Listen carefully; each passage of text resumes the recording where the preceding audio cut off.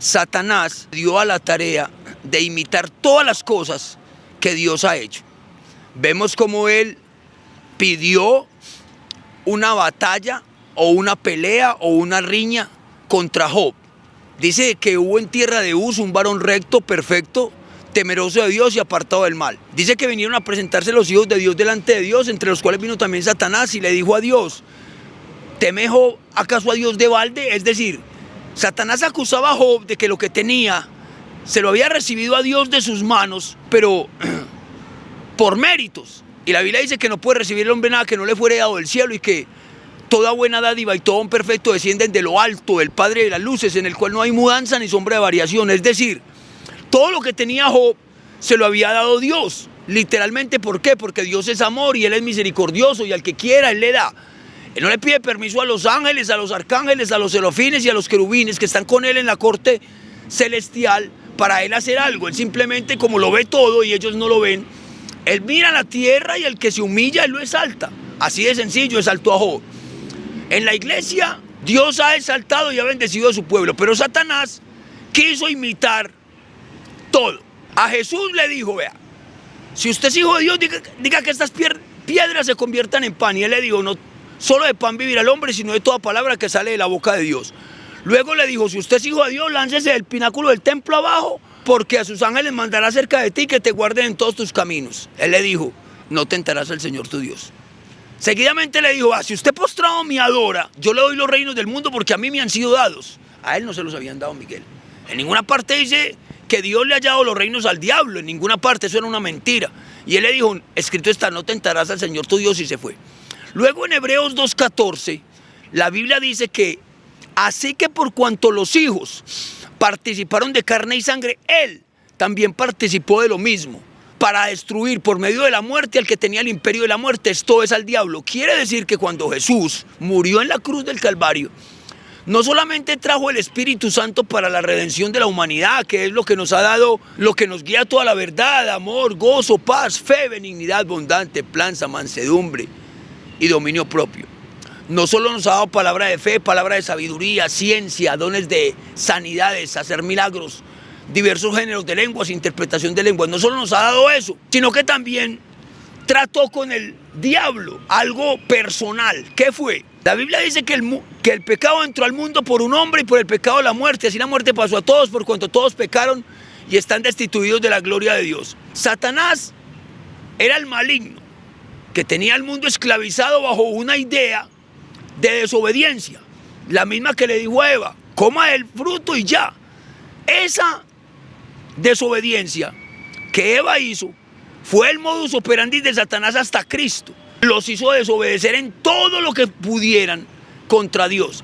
Vemos a Judas vendiéndolo, y vemos a Herodes y Herodías mandando matar a Juan el Bautista, cortándolo, decapitándolo, por haberles dicho que no fueran adúlteros.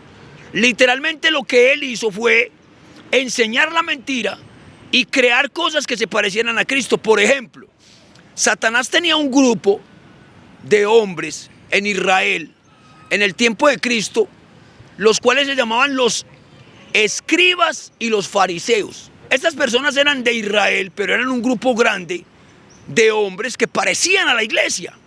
Estos eran la mafia de su tiempo. Hablemoslo pues literalmente como me lo han dicho a mí. La mafia de su tiempo eran los escribas y los fariseos, los saduceos, algunos herodianos, pero en principio eran los fariseos de Israel. Los fariseos de Israel perseguían a Cristo de todas las maneras posibles, y un día Él los confronta de frente, así como yo lo hago con ustedes, falsos pastores, y les dice: fariseos hipócritas, generación de víboras, serpientes, les dijo así: ustedes recorren cielo y tierra para hacer un proselito, y una vez hecho proselito lo hacen 2 veces más hijo del diablo que ustedes, o 2 veces más hijo del infierno. Significa que esos hombres buscaban gente para la educación espiritual, pero cuando lo tenían ya ganado para el proyecto de ellos, le enseñaban a diezmar la menta y el eneldo y el comino, pero a que dejara lo más importante de la ley por un lado, que era amar a Dios con todo el corazón. Ellos no enseñaban a amar a Dios con toda el alma. Ellos enseñaban a las personas a vivir una vida autopersonal, es decir, usted es usted y válgase por usted mismo. Pero eso sí, lleve la carga usted que ni aun nosotros con los dos hombros somos capaces de llevar. Estos hombres, siendo mafiosos, enfrentaron a Jesús. Y Jesús, ¿dónde está en este momento? Falsos pastores. ¿Dónde se encuentra Jesús? Yo soy el alfa y la omega, principio y fin, dice el Señor, el que es, el que era y el que ha de venir. Yo soy el buen pastor. Y porque no estimo ser igual a Dios como cosa que aferrarse, Dios lo exaltó hasta lo sumo y le dio un nombre que es sobre todo nombre, para que en el nombre de Cristo se doble toda rodilla, los que están arriba en el cielo, en la tierra y debajo de la tierra. Así que ustedes, pastores, no se preocupen, que un día tendrán que hacer esto, vea. O lo hacen para reconocerlo a Él como el Dios Todopoderoso, o lo hacen así para ser humillados por Él mismo. Así que no me intimidan con sus palabras de salchichón y de cartón.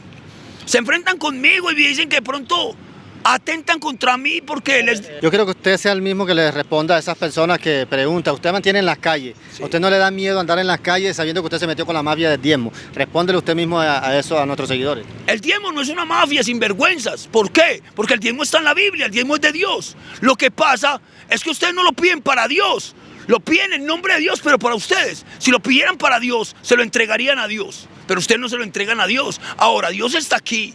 ¿Se acuerdan que yo les di una enseñanza que Dios en el cielo no recibe la mitad? Y que no tiene Nequi, y que no tiene Bancolombia, y que no manda al arcángel Miguel y al ángel Gabriel. Pero Él sí está aquí, porque Dios es arriba en el cielo y abajo en la tierra. Ahora bien, ¿ustedes saben dónde está Dios? Pastores. Ustedes dicen que les den el diezmo para Dios, ¿cierto? Ustedes se lo entregan. Ustedes lo usan en lo relacionado con la logística de sus congregaciones, de sus templos. Yo le explico, Miguel, ¿qué hacen con los diezmos? El diezmo se recoge en un lugar que se llama alfolí, es decir, en un cajoncito o en un baúl o en una urna. Los domingos a mediodía lo sacan de allá y lo ponen públicamente en medio de una reunión de los líderes de la iglesia. Ellos se llaman la junta local, los ayudantes del pastor. Ellos cuentan el dinero. Entonces ellos cuentan 10 millones de pesos.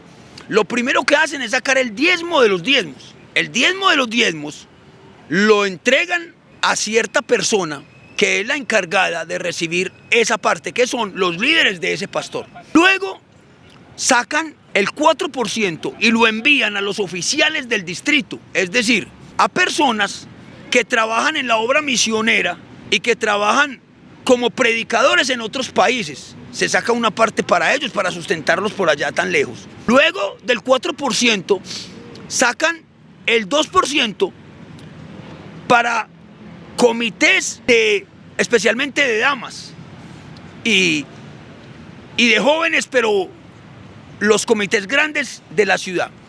Y el 3% que queda se lo dan al pastor. El pastor coge el 3% y lo disfruta él y su familia. Así ellos le dan un término final a ese dinero. Pero la pregunta es, yo me voy a parar acá. Acá está, ustedes pidieron eso para Dios y Él dónde quedó en ese momento. Si nosotros vimos con nuestros ojos que lo que hubo ahí fue una repartición, entonces Dios está acá. ¿Y cómo le entrega a usted eso a Dios? Vean, con esto vamos a finalizar este mensaje. Los diezmos, el día de reposo, la circuncisión, las fiestas solemnes, la ley de Moisés y todo lo de... Voy a leerlo, vean. Génesis, Éxodo, Levítico, Números y Deuteronomio son el Pentateuco de la Biblia, los 5 primeros libros. Los que siguen son los históricos, que son Josué, Jueces, Ruth, primero y segundo de Samuel, primero y segundo de Reyes, primero y segundo de Crónicas, Esdras, Nehemías y Esther. Esos son los 12 históricos. Luego siguen los poéticos, que son Job, Salmos, Proverbios, Eclesiastés y Cantar de los Cantares. Luego siguen los profetas mayores, que son Lamentaciones, Isaías, Jeremías, Lamentaciones, Ezequiel y Daniel. Esos son los profetas mayores. Y luego el último grupo del Antiguo, que son los profetas menores, que son Oseas, Joel, Amós, Abdías, Jonás, Miqueas, Nahum, Abacú, Ageo, Sofonías, Zacarías y Malaquías, 12, para un grupo de 39 libros. Todo lo que pasaron, todo lo que pasa y pasó en esos libros del Antiguo Testamento, tiene que rendirle a Cristo, porque Cristo es el sumo sacerdote y es semejante o parecido a Melquisedec. Ya no hay sacerdotes levitas. Él es superior a los levitas. Y los que reciben el diezmo en esos libros, hermanos, yo le hago una pregunta. si aquí está Jesucristo y Él es el sumo sacerdote, ¿a quién cree usted que el pastorado de hoy debería reconocerle entregándole los diezmos? No, piénselo bien. Acá está Jesús y aquí hay 1500 pastores en la tierra. ¿A quién cree usted que esos 1500 pastores deberían reconocerle los diezmos? Yo le vuelvo a explicar, concéntrese. Jesús de Nazaret, Jesucristo, es el sumo sacerdote de este tiempo. Él no pide que se maten animales para las ofrendas de los pecados y para la expiación o la remisión de las culpas, que era lo que hacían los otros sacerdotes. Vea, habían 12 tribus en Israel y 11 tribus, Judá, Isaacar, Dan, Neftalí, Rubén, Isaacar, Judá. Esas 11 tribus recibieron en Canaán posesión de la tierra, pero una tribu llamada la tribu de los levitas no se les dio lugar en la tierra, sino que se les encargó el tabernáculo de reunión, o sea, donde se presentaban los judíos con las culpas y los pecados a ofrecerle a Dios una humillación para pedir perdón. El requisito era que llevaran animalitos y esos sacerdotes los sacrificaban delante del pueblo y se los ofrecían a Dios. Esos hombres tenían el deber de sustentarlos a ellos con el producto del grano todo el año. A eso lo conocemos en la Biblia como los diezmos. Ellos recogían los diezmos y se los llevaban a esa tribu y la tribu se alimentaban ellos, toda la tribu y sus familias. Eso eran los diezmos. Se los llevaban a ellos. Pero cuando vino Jesús y se paró aquí, el levita ya no está. Córrase para allá porque ahora estoy yo. Y yo soy el sumo sacerdote de la fe y de la gracia y voy a dar el Espíritu Santo a la humanidad y voy a salvar y voy a regocijar y voy a llenar de poder al que yo quiera porque yo soy el Hijo de Dios y en mí está el Espíritu Santo y Él me ha dado autoridad y me ha enviado a predicar buenas nuevas a los abatidos, a los presos, apertura de la cárcel y a pregonar que el año de la buena voluntad de Dios llegó. Aquí estoy, ustedes allá. Entonces él está acá y forma un grupo de 12, luego de 70, luego de 3000, luego de 5000 y hasta hoy somos miles. Por gracia nomás, a ninguno de nosotros se nos pide dar nada para Él, nada. Y Él es Cristo. Si usted pide diezmos, tiene que pedirlos en nombre de Jesús, no para Dios, porque Él fue puesto por Dios. Y todo lo que se pide aquí en la iglesia o se haga es para Jesús o no. Cristo es la principal piedra del ángulo, es el autor de la vida, es el que puso Dios para que todo aquel que en él crea no se pierda y tenga vida eterna. Él está presente y los pastores piden diezmos pero no para Jesús, porque Jesús no se los va a recibir y Él es el sumo sacerdote. Cuando alguien le llega a Él con algo así, Él le dice, yo no mandé pedir eso, ni lo estoy pidiendo yo, ni lo está pidiendo mi Padre, nosotros dos ya hicimos la obra, Él me ungió y yo morí en la cruz del Calvario y estamos dando gracia así regalada.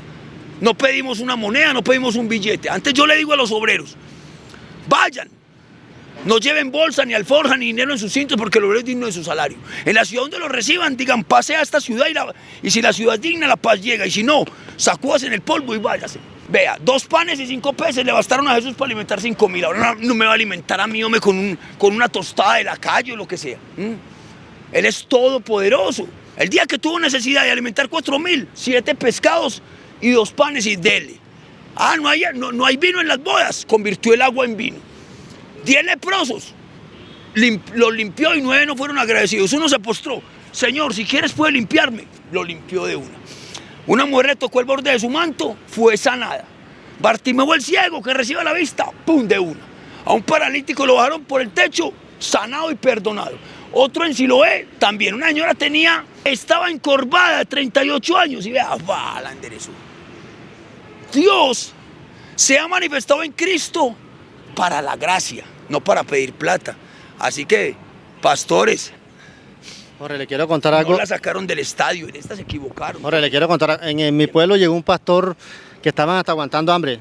Hizo una iglesia y iban todos los domingos personas. Ese mismo año lo vi con cadena, anillo, para una casa, compró un carro en ese mismo año. ¿Qué pasó ahí? Vea, ¿Será que estaba...? en una congregación donde hay más de 100 personas, pues el pastor lleva prácticamente las de ganar en la economía, porque 100 personas son personas que tienen en el corazón agradecimiento con Dios, porque Dios los ha sanado, los ha bendecido, los ha ayudado y los ha cuidado. Y cuando ellos quieren dar plata, pues sencillo, la dan ahí para Él. Ellos la dan en agradecimiento a Dios, pero el sinvergüenza no, hace cosas con la plata, hermano. Y lo peor, pastores, es que vea, yo le digo algo a ustedes, pastores falsos, porque hay pastores verdaderos y hay pastores falsos.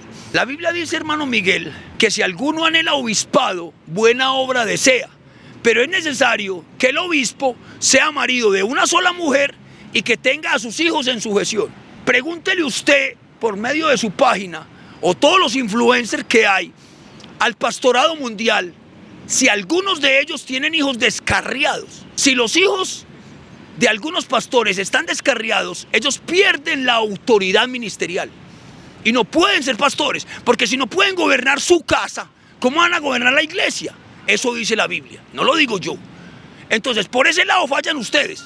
Pastores con hijos descarriados no son pastores, porque no tienen autoridad sobre los mismos hijos. Ahora, cuidar la iglesia, donde hay todo tipo de personas necesitadas de sabiduría y de ciencia. Y si usted no la tiene para sus hijos, ahora, hay pastores que tienen conflictos con la esposa. Y la Biblia dice, maridos, amad a vuestras mujeres y no seáis ásperos con ellas. ¿Usted quiere conocer la vida de los pastores? Pregúntele a las esposas, pero ellas no le van a contar, por respeto y por ética cristiana contra ellos. Pero aquí, en la iglesia no hay una mafia, pero la mafia está por fuera. Pastores con casas de 8.000 millones de pesos y hermanos pidiéndole a Dios. Vea lo que pasa. Todos los necesitados hacen que la iglesia que usted, falso pastor, administra, lo haga quedar mal. ¿Por qué? ¿Usted cree en la Biblia, Miguel? La Biblia es la palabra de Dios. Y si la Biblia dice algo, tiene que ser así. Vea lo que dice la Biblia. Dice, y no había necesitado entre ellos, pues vendían sus propiedades y compartían con los que necesitaban. Y ninguno decía ser suyo nada propio, nada. Comían con alegría y sencillez de corazón el pan en las casas. La pregunta es, ¿en las iglesias cristianas cree usted que hay necesitados, sí o no? Claro que sí. Y no puede ser así, no pueden haber. Y a uno le dicen, pero hermano, estamos exagerando. Estamos exagerando diciendo que no pueden haber necesitados. ¿Sabe por qué? Por un ejemplo, ¿usted cree en Jesucristo? Sí. ¿Usted cree que Jesucristo tiene un pueblo en la tierra, una iglesia? Sí. ¿Y usted cree que en esa iglesia hay necesitados o necesidad? Piense. Sí. Bueno, hay una persona que nos está haciendo una pregunta. Yo le invito a que venga y se sienta acá y nos la haga de frente. Pero una sola, aquí, vea, allá. Con permiso, mi caballo. Una sola. Le hago una pregunta. Según usted que habla de la Biblia, dice la Biblia, en los tiempos finales vendrán falsos profetas que hasta en mi nombre levantarán muertos. ¿No? Estamos hablando con usted, Poncio Pilato, que es en persona acá en la tierra, el mismo Jesucristo, el mismo Orlando de Jesús, Soto, Triana, ¿o me equivoco? Poncio Pilato. Bueno, la persona acaba de hacer una pregunta y dice que vendrán falsos profetas que en mi nombre levantarán muertos. ¿Quién ha sido el único que ha levantado un muerto en esta tierra? Bueno, hizo otra pregunta. ¿Cuál es la pregunta? ¿Jesucristo para usted es el Hijo de Jehová? Él me está preguntando que si Jesucristo es el Hijo de Jehová. Literalmente sí. Bueno, usted que conoce la Biblia, le hago otra pregunta. ¿Jesucristo convirtió los barriles de agua en vino? ¿Cierto que sí, caballero? No. Obvio que sí. No, porque no eran barriles, eran odres. Bueno, pero los convirtió en vino. Convirtió el agua en vino. Bueno, estamos hablando que Abraham, Moisés, cualquiera de los dos, en su pueblo de Egipto convirtió las rocas en agua. Ni Abraham ni Moisés eran de Egipto. Abraham era de Ur de los Caldeos. Y tampoco convirtieron el agua en Egipto, la roca en agua. Fue Moisés quien en la travesía desde Egipto hasta Canaán, Dios le dijo que le ordenara a la peña que diera agua y brotó agua. Amén. Siga. Estamos hablando de que se le abrió el mar, mi papá, en dos. ¿Quién dice que es el verdadero hijo de mi padre Jehová? Porque Jesucristo, yo creo que cuando hubiera sido el hijo de Jehová al morir crucificado, está muriendo el hijo del único rey de reyes y señor de señores, es para que hubiera cambiado toda la eternidad, ¿no cree, Poncio Pilato? Muchas gracias por la pregunta. De nada, don Herodes. La Biblia dice que de la abundancia del corazón habla la boca. Este jovencito que se acaba de acercar donde nosotros es un joven a quien Dios le ha dado conocimiento acerca de él y él lo expresa. La Biblia dice que el oído prueba las palabras como el paladar los alimentos y discerniendo la la exégesis de él utilizó términos demasiado profundos. Nombró al padre de la fe, Abraham, nombró a Moisés, el hombre más manso de la tierra, pero persistió en algo un tanto interesante. Utilizó 2 veces el nombre Poncio Pilato. Y Pilato en la Biblia no es un enemigo de Dios, sino que fue el hombre que juzgó a Jesús. Entonces él está en los dos conceptos. No sabe si Jesús es inocente o si Jesús es culpable por lo que dijo. Pero nosotros sabemos que él es inocente. Ahora vamos con la parte final de este mensaje. Volvamos al punto. Jesús tiene una iglesia que se va a presentar a sí mismo santa, sin mancha y sin arruga. Esa iglesia es el cuerpo de Cristo. Esa iglesia, ¿cree usted, Miguel, que vive necesitada de algo? Piense bien. No. La iglesia de Jesús no tiene ningún tipo de necesidad, porque la cabeza, que es Dios, sustenta a través de Cristo la iglesia. Pero en las congregaciones hay demasiados necesitados de cosas económicas y los pastores no quieren hacerse cargo de esa carguita, que pesa bastante, pastores. Algunos tienen cargas de 50 kilos, de 100 kilos y hasta de 200 kilos. Pero lo que yo nunca he podido entender, porque hay unos bien no se vestidos, despojan, ellos no y hay otros que están, ellos mejor no se dicho. despojan. El pastorado, si hay gente dura, ávaros, digámoslo en términos así, miserables, son los falsos pastores. Ancianas, viudas, huérfanos, personas necesitadas para suplir algunas de las cosas en las que ellos están comprometidos. Y el pastorado los mandan es a orar y a ayunar para que Dios los escuche y les conceda sus peticiones. Pero ahora vamos con la verdadera iglesia.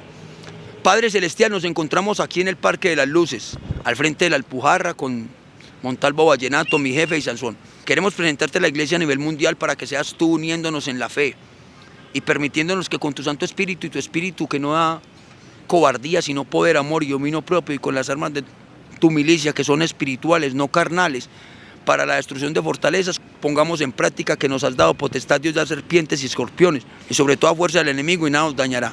Guarda tu iglesia como a la niña de tus ojos, protégenos y bendícenos, y encárgate tú de Sodoma y Gomorra. Amén. Amén. Nos vemos en una próxima.